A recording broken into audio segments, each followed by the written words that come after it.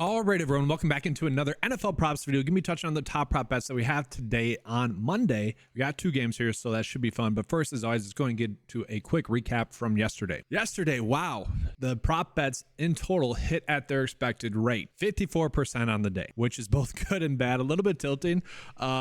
Gave you guys in total, this is from yesterday in total throughout, just as an FYI, much better day on Underdog than it was on PrizePicks, kind of as expected. I would say the kicking props that were available on PrizePicks ended up being kind of trappy this week, as opposed to like last week when they really just left those on the board for pretty much up until lineup block. We were able to benefit, have a really good week last week on PrizePicks, and then this week they didn't come. And then for Underdog, very tilting. I don't want to say Nico Collins getting injured really changed the dynamic of that game. Obviously, that did help this probably cash, but really the little things that were needed to have very good day yesterday on both sites just did not go that way. So as a push day, all in all, we'll take a day in which the props are hitting there at their expected rate. But again, it's starting to feel like very much due for a big hit, and hopefully that happens tonight. Looking at it right now, starting with the first game, we got the Packers versus the Giants. 6-point spread. Do want to call out how banged up the Packers still are. They've been having a few good games recently while overcoming these injuries. And I don't want to sell it short. Quay Walker being doubtful, that's not good. That's a starter. Obviously, Christian Watson, their best receiver, being out. That's not good. Alexander still being out. That's not good. You got Aaron Jones expected to sit in this one. That's not good. So like, that stuff does add up. And I do think the Giants are kind of sneaky good as well. Like, this almost does feel like somewhat of a trap spot in a weird way. I do think the Packers are going to win, but I think the Giants are a good team. Tommy DeVito is going to start. Yeah, Saquon Barkley there. And really, Saquon Barkley is one of the biggest movers in the whole league in terms of like when he's on the field, the team actually does pretty well. When he's off the field, the offense is garbage. And so with him, really playing as well as he has, they're going to have a chance. So real quickly to start the prop coverage, I just want to start out with the best prop bets that we are currently getting. And so right now, right off the bat, we are getting about 4 really good EV bets for PrizePicks. And so by all means, if you want to make those, go for it. I'm going to be touching on kind of the NFL ones specifically in this video. And then we look at it from Underdog's perspective. We are getting Tyreek Hill for under 7.5 receptions as a pretty good bet on Underdog, at least. And we can see the average sportsbook line is favoring the under there pretty heavily. The projection data likes it at 7. PrizePicks has already bumped it down to 7. So that tells me that we are getting a pretty big edge there. Another one that's definitely interesting here is Carlson for kicking points, because PrizePicks has already bumped it up. Now it's only about a 53% chance for it to hit at 6.5, but all in all, PrizePicks felt like they were losing an edge there, so they bumped it up. Tucker Kraft, and I will touch on this, I do think he has a good chance those receptions. So let's actually go in and start out with the Green Bay Packers. And again, I am a Packers fan, and with that, you guys have been able to benefit a pretty good amount with me watching these games as in depth as I have. While people are giving pretty lazy takes on Jordan Love, I kind of was very adamant about saying no, he's not the problem. He's actually looked pretty good. He's been playing pretty well. Once they clean up these really high school mistakes offensively and throughout the whole team, this team's going to start to look better. And while people were kind of hating those takes midway through the season, it was nice to see that those takes actually come up and be true. Specifically Jordan Love, he was something that I was hyping up really throughout the whole offseason, throughout the whole season as well. Really beneficial for both best balls, DFS, and props betting as well. There's only been like 1 week against the Raiders where he was a disappointment. And so I start with prefacing it that way because we are seeing that the passing touchdowns for Jordan Love, the unders being favored at 1.5. Now, I feel like we need to touch on probably why. I think it's simply due to the game script, the potential game script. Now, he has been over 2 passing touchdowns in basically every single game over the past month, or he has been over the past month. Like, he has looked good, but really the difference between, I guess the Rams, they blew him out. Don't get me wrong there. But the difference between them now and what they were in the middle of the season offensively is literally them not hurting themselves offensively. Okay, stupid penalties, bad drops, missed blocking assignments, running the wrong routes. Now, don't get me wrong, those things are still happening, just not at the rate that they were happening. And so with that, it's no surprise that the offense has been functioning more like an NFL offense. Thus, I do think if they cut down those mistakes still, again, we're going to see that this offense is going to look pretty good, even without Christian Watson, even without Aaron Jones. And that's because the depth that they have at receiver has been stepping up and playing pretty well. So I don't know, like with this Jordan Love prop, for the underpassing touchdowns, I kind of get it. Vegas is pretty much saying that they think the Packers are probably going to blow out the Giants, but they're going to blow out them via the ground game. But with Aaron Jones being out, my question is like, all right, who's going to score then? If it's a 6-point favorite, is it just going to be field goals? Is it going to be A.J. Dillon scoring touchdowns? And what I find strange is that we're not seeing any correlation like that, at least on PrizePicks, that is. But on Underdog, we are kind of seeing where maybe that does change a little bit. Now, this projection data for A.J. Dillon will update at some point today when Aaron Jones is is ruled out, I would imagine. And so then that's going to favor the over more. But this is kind of my point here, is that if Jordan Love is not scoring 1.5 passing touchdowns, then you'd be better off betting the over fantasy score for AJ Dillon, because to me, that is pretty much the data telling us that AJ Dillon would score a touchdown. Then that's also going to be why his Jordan Love's under fantasy score is popping up there as well. Like, I would say that those two are going to correlate pretty well together. Now, we are seeing Jaden Reed for over fantasy score to be favorited. A lot of people are probably going to be hyping up Jaden Reed for this game. And I don't want to say that that's wrong. Like, the Giants have been poor defensively. I will say that the player that's going to step up the most and maybe has the potential to be the receiver number one now with Watson off the field, it's actually going to be Wick. If any of you guys have been watching the Packers this season, there's one player that's actually exceed expectations by a very high margin, and now he had to miss a game 2 games ago against Detroit. Then he played 40% of the snaps last week against Case. I think with Christian Watson being out, that we're just going to see Wicks step up into that Christian Watson role, probably going to play about 70 to 80% of the snaps.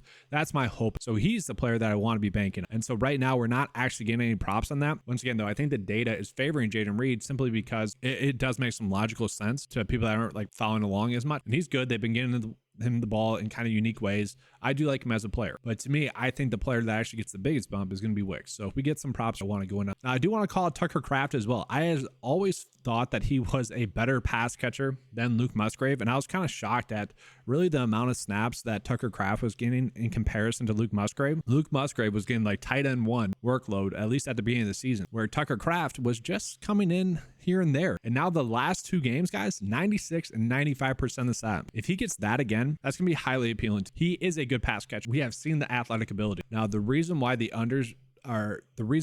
line is so low, I think, is going to be because of the matchup. The reason why the under would hit would probably be if the Packers were blowing out the Giants. I'm not fully expecting, so I do think that there's a good chance that Tucker Kraft. Now, typically speaking, we want to be chasing bets that have over a 54% chance to hit. Now, sure, if we round up, that's what we're going to get here. But all in all, not a perfect prop bet. Oh, we are getting a couple of Wicks props. 30.5 receiving yards for him. Yeah, I like the over there. I'm pretty okay with that. I think we can do that in some sort of stacking opportunity. And I will say that this passing yards total for Jordan Love does seem to be extremely low as well. Like, I don't know if like me and Vegas have been watching the same games. Like, don't get me wrong, I think AJ Dillon does have a good chance to score a touchdown in this game. That's why the over fantasy score is there. But like, the offense has been throwing through Jordan Love this whole season. I don't expect that to randomly change this week with AJ Dillon.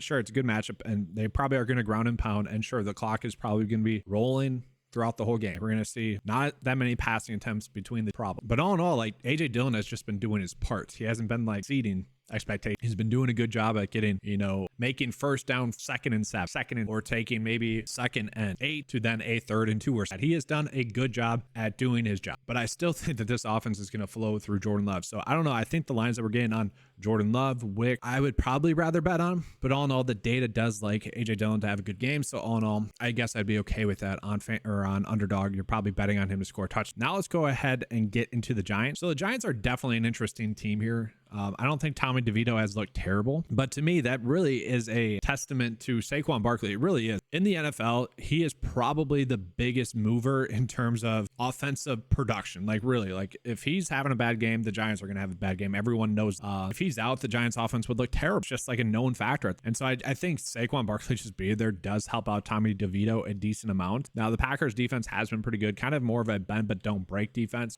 Say what you will about that Chiefs game for the Packers, especially like defensively, but they did a really good job at containing Patrick Mahomes. My kind of expectation is that they should be able to contain Tommy DeVito here as well. Now, don't get me wrong, there are probably going to be a few decent plays there.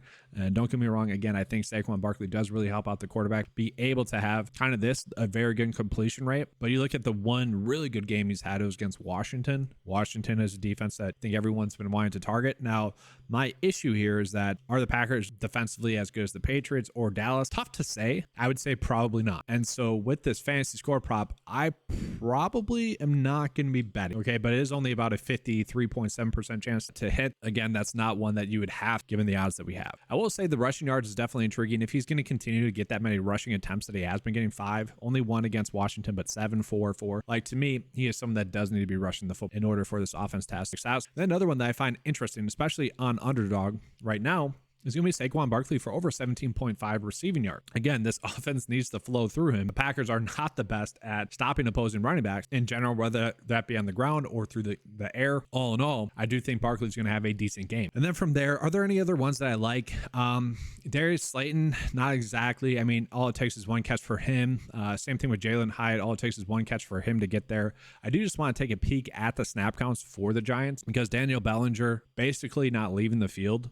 And so you would think like tight end wise, snap wise, receiving yard wise, with Darren Waller still on the IR, you would hope that Bellinger could get at least like 2 or so catch to be able to get over 14.5 receivers. Like that game against New England was just an ugly game. And to me, this is probably my favorite prop bet for the Giants. I hesitate to say that because I don't think we want to be going in on the Giants too much. But then we look at the rest of the snaps. Robinson played 66% of the snaps. I don't know what to make of his snaps. I really don't, because they have been all over and I haven't been paying enough like schematically when watching the film to know if there's anything there, like if they think he's a better pass blocker or whatnot. To me, he should be getting like the most snaps along with Jalen Hyatt because Jalen Hyatt does open up the field. But that's another thing. Like we saw this last as well. Like they just mix and match the receivers, probably just depending on what they see as a strength. Sterling Shepard 46, 30% of the snap. Isaiah Hodgins 58, 44, 32. And then we see Slayton went from being the one source of consistency snap-wise to about 50% of the snaps. And then Jalen Hyatt has, to me, I think the top 2 receivers are these two. And so if you were looking to bet on a receiver to get over receiving yards, it'd probably be Hyatt and then maybe Robinson, just because he should be on the field. He should get a few easy catches. And then Slayton, even if he is playing, 50% of the snap, the chances of him catching a deep ball are pretty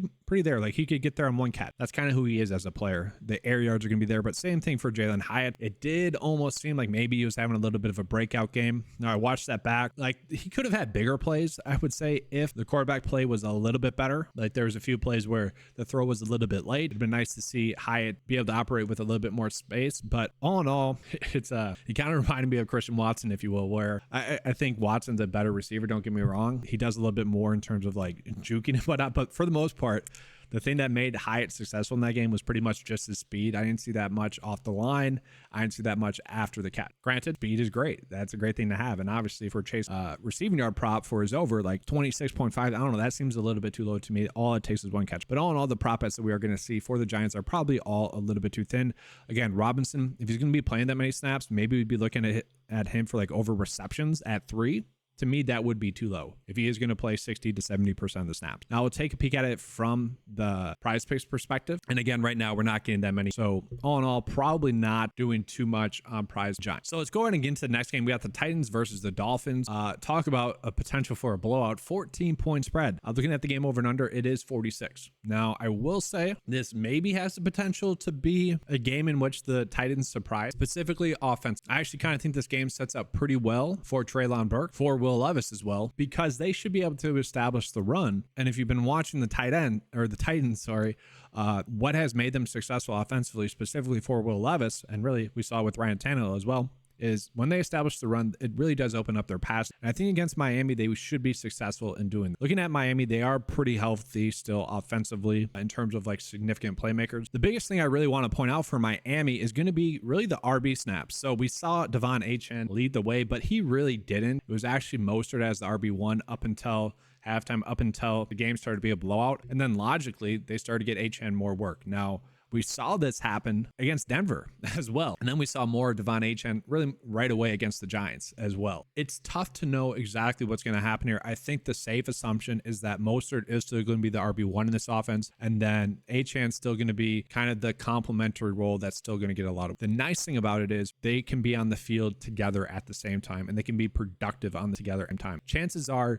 if this game is going to be a blowout like it was against Denver, like it was against Washington, they can both have a good game. If it's close, I think we are going to see a little bit of Mostert unless he does fumble, unless he does have a bad game like he did in that game against New England where he had. But all in all, I feel like it's too risky to bet on Achane being the RB is the biggest. So let's take a peek at the props that we are getting for Miami right now. Oh, wow. PrizePicks just gave us 7.5 for Hill for reception. And so that is one where if we are getting that on both PrizePicks and Underdog, I am fine betting the under on it. We actually saw this exact same situation last week against Washington where the game was projected to be a blowout, and it was. Now, Hill still had a fantastic game. 2 touchdowns, crushed it receiving yards wise, but one of the best prop bets that we had at one point in the day last week was Hill for under his receptions. I think it was at like 7, and so it does make sense. Like, If the game is going to be a blowout, like Vegas is thinking, 14 points is a ton, right? If that does happen, you can imagine Hill not getting 8 receptions. So all in all, I do think that that is one that we probably do want to jump on.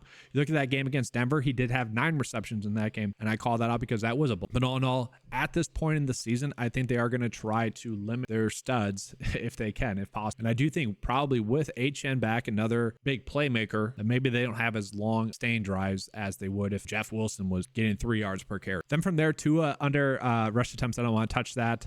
This is for PrizePicks, by the way.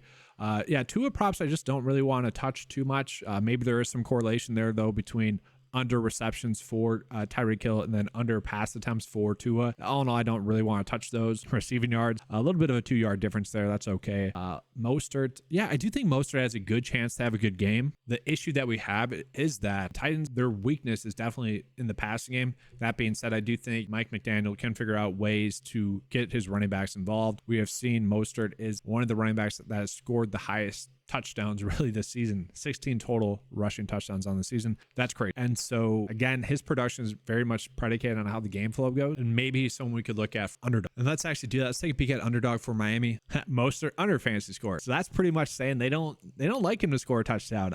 Hill for under fantasy score is one that's popping up as well. What's funny, guys, is that yesterday we actually saw Christian McCaffrey. That was like the best prop bet that we had was under fantasy score, and I didn't want to roll with it too much. In terms of DFS, my best lineup ended up being a lineup in which, because the data was telling us CMC might not have massive ceiling game, my best DFS lineup was one in which I faded him. Now, it was a great day DFS wise, one of the most sweat-free days there was, so that really didn't end up mattering whether we played CMC or not. But it is kind of funny that both Hill and Mostert are being under their fantasy, being favored in that, whereas look at Devon Achane, also weird. Look at that. So the under fantasy score is being favorited here, about a 54% chance to hit, but the anytime touchdown is a highlight. That is fascinating. And then for example purposes, guys, last Sunday, we really only had one that was like that, and that was for Alvin Kamara, who ended up scoring 1 rushing touchdown. Actually, probably could have had 2. We have seen Achane basically scoring every single game that he's played some significant snaps in. And again, game flow wise, if they're playing with the lead, it does make sense why he'd be someone that could score a touchdown. So I don't mind betting on that. I just find that fascinating that the under fantasy score is being favored there. Then we're seeing Tua for over fantasy score. That makes sense given the matchup. Jalen Waddle kind of makes sense if Hill's not going to get his over fantasy score at that massive of a number. It's not like they're saying he's going to have a bad game. I mean, still 18 fantasy points is a lot, but 20.55 a ton, right? And especially if he's not going to get 7.5 reception, it does make just interesting there, though. I'm actually kind of fascinated by that. Let's go into Tennessee now. So Tennessee, we did see Tajay Spears finally get a lot of snaps, but that was because Derrick Henry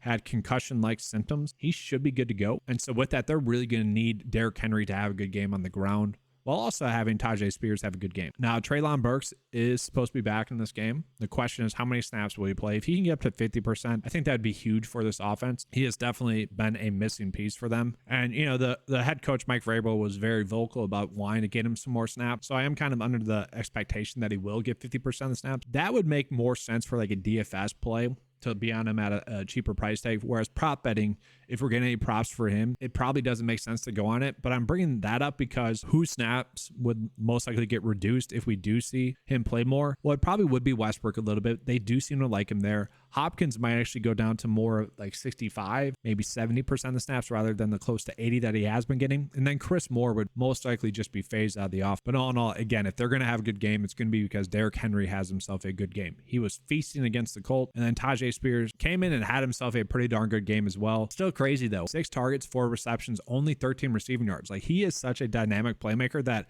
if you told me that he was going to get 4 receptions in a game, that I would probably bet him to get over like 25. No joke, especially in the way that they use him, you know, some screens and whatnot. But he did have a good day rushing the football. So looking at the prop bets that we are getting for this team, it is kind of interesting that Derrick Henry for under fantasy score is being favored there, while also Tajay Spears is being favored there. Because in my head, and I really don't like these unders all being favored the way that they are, but in my head, if Derrick Henry is having a bad game, I would think that Tajay Spears is going to have a bad game. But also, if Derrick Henry is having a bad game, I also expect Will Levis. And so if Derrick Henry has a bad game and Will Levis has a bad game, you would expect DeAndre Hopkins to have a bad game. And so I do think that there is some correlation there. Like, if you want to do a little bit of a game stack here where you're just betting on the unders for, you know, these 3 main components, then I wouldn't want to touch Tajay Spears. To me, it's like one or the other. Either you're betting all 3 of these for the under, at least on underdog, and then you're not betting Tajay Spears, or you're betting Tajay Spears for the under and then you're betting, or you're not betting. Rush attempts, in a 14-point spread, you can see why the rush attempts is set at 13.5. If this game stays close, and if you guys want to make a bet based off of that, smash the over here, guys, because if it stays close, yeah, he's going to get over that. And it's really just a direct correlation. You look at this game, kind of a blowout against Tampa, 11 carries, Jacksonville, kind of a blowout, 10 carries, and then one score games, we see very much getting the over, especially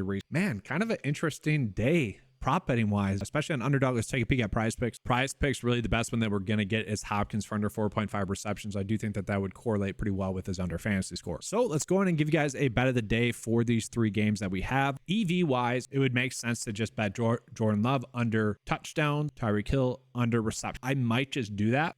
You know what? Let's do it. Let's do 2 different ones. Let's do kind of my personal feelings for the day, and then I'll give you guys the EV bet. So the EV bet of the day would be Tyreek Hill and Jordan Love under these 2 unders. Okay, 54% likelihood for those 2 to hit. By all means, let's make that bet. And now this is going to be one of those ones where you just don't feel good about it. You really don't. It's going to be watching it. You're going to be watching with one eye because you're taking one of the highest quarterbacks, probably someone that should be an MVP candidate in Tyreek Hill, and you're betting less. It's not a good feeling. I do want to show you kind of my personal thoughts for my favorite bets for Monday on PrizePicks, and then Underdog, it's going to be more simple given the prop. Yeah, so this is kind of an ugly one odds wise. Like you've combined the odds likelihood for these ones to hit, it wouldn't be the best. This is much more of a kind of DFS scripted prop bet. To me, I do expect Jordan Love to continue his success throwing the football, at least air yards wise. If that does happen, I think Wicks is going to have it. You could do Tucker Kraft for over receiving yards as well. There is probably a little bit more correlation there. I just think there's a better chance of him getting an over 2.5 receptions, and the data did agree with that as well. But I think the data is not representing just how much Wicks is going to play in this game. I think he's going to step up. I don't want to say into the Christian Watson role because he is a completely different type of player, but I do think they are going to find ways to get Wicks the ball. I think he's more of a kind of number 1 type receiver replacement, whereas like Reed, it's more of like a gadgety type player. You're going to design plays to get the ball to Reed, whereas the ball is going to come naturally to Wicks. And then same thing with Dobbs. You're not designing plays to go to Romeo Dobbs, just more when the play natural. But again, I think Wicks is too low. And then for the Giants, very much a bet on them keeping the game close. And I think if they do that, Barkley's going to have some receiving yards. Jalen Hyatt, that only takes 1 catch. And Daniel Bellinger, that only takes 1 catch. This is more me saying that the game over and under could be, but really it doesn't seem too crazy to get 4 out of it. And then, yeah, it's definitely strange for Underdog. I am going to do one where I just kind of blindly bet the unders here. Under for Mostert, under for Henry, not Tajay Spears again. I don't think that correlates. Over for Dillon, under for Levis. And then I probably would want to go Hopkins, like I mentioned. Like that could be a good 5 slip bet. So I'll just show you guys that. So yeah, and then looking at kind of a bet slip for Underdog, it is kind of weird. Like this is a strange way to PrizePicks slip that I just put out. But like say that those overs don't hit. I do think AJ Dillon having a good game, he probably does have a likelihood to score a touchdown. I was looking at it. It is basically a 50-50 for him to score a touchdown. Again, though, in a 6-point spread, I would probably be favoring the over there. Then these other ones are kind of ugly, I will admit. I'll show you guys kind of another bet slip that we are getting good odds for that would somewhat correlate as well. So the data doesn't really like Mostert to score a touchdown. It actually likes Devon Achane to score a touchdown, which is strange because Mostert does have the most rushing touchdowns. It also liked Hill for under fantasy score. It also liked Hill for under 7.5 receptions. It's a weird, but I do like the correlation that we have here that if Derrick Henry struggles to rush the football, aka if Miami does get ahead early by 14 points or so, that's going to mean that they're probably going to have to abandon the run. That's going to mean that Derrick Henry probably not going to have a great game. If they can't establish the run, we have seen that Will Levis would probably struggle as well, like we have seen thus far this season. And if Will Levis is going to struggle, then DeAndre Hopkins would struggle. I don't feel good betting all those under. It's weird, but it does correlate pretty well for the Titans. And for what it's worth for the Packers, we did see that Jaden Reed for over fantasy score was a good one as well. I'm fine with it. If you guys want to run that out there, you can. The Giants are pretty poor defensively against the pass. I kind of has looking at a different way to kind of attack those slips that I just gave out to you guys. Tajay Spears over 4.5 rushing attempts. Again, game in which they're playing from behind a little bit more as expected. Then we're going to see more of Tajay Spears. And for him to get 5 rushing attempts, that's not too crazy. And then again, if it is a game in which Miami is ahead and ahead and early, we're probably going to see more Devon Achane like we have seen against Denver and against Washington. And given the point spread that we have and given the amount of points that we have in this game, I would think that would mean there's a good likelihood for a touch game. Man, what a weird day, right? Kind of a fun day though. Kind of weird to script out the bets like that. But thank you guys for watching. I will be coming out with an NBA video here shortly. Make sure to give a like and subscribe. If you guys want access to the 95sports.com tools for both PrizePicks and Underdog, click the link in the description below. Available for just $10 one. Thanks for watching, and as always, let's keep cashing.